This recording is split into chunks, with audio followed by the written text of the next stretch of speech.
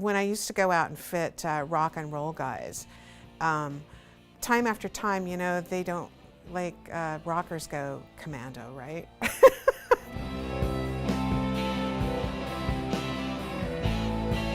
My father really didn't embrace my career in the early days because fashion was frivolous and you don't go into the arts. But somehow it all came together in this conversation where I realized that I am taking agricultural waste product and turning it into high fashion. Most of the people I meet at the shows when we congregate, like at the big leather shows, these people live in the countryside and they live in small towns, and producing leather and fur is a rural agricultural scenario. And if you know, it is a waste product that is, you know, made into a high fashion product, there's not enough money in just you know, raising an animal for the skin or the fur pelt. The whole animal is used in different ways in pet food, pharmaceuticals. It's, you know, it's a complete sustainable industry.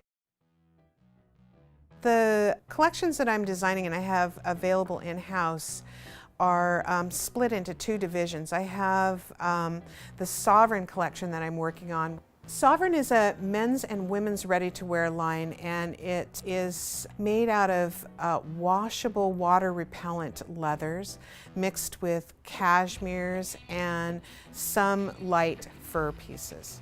I want it to be a fit and a look that a regular person would wear. It has a rock and roll edge to it, but my rock and roll designing is mellowing out, and it's something that, you know, like Charlie Watts would wear to do, you know, regular business in. It's not things that you would wear on stage so much as it's a real soulful leather garment that becomes your best friend, that you would, you know, wear every day, that is your protection, your armor. It has your attitude, but it's just not screaming loud.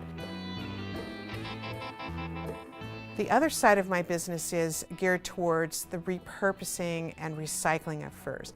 90% of that is vintage estate and things that I pick up in consignment resale that are redone, and either I have it in stock and ready to buy it or the customer brings it in.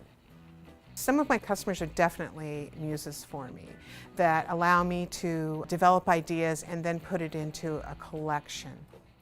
About 70% of them are bringing an estate piece in that belonged to their aunt or their grandmother, and it has, you know, these milestone memories attached to it, and they want to have it refurbed and made their own style.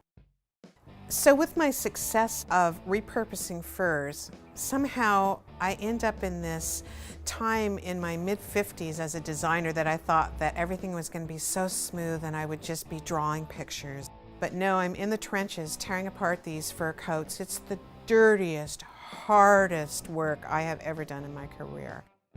When I'm working fur, it's different in the tool set because I'm working mainly with really sharp blades that cut through pelts, and you're working from the back side. On the fur, you're also a hairdresser on the front side and a leather worker on the back side.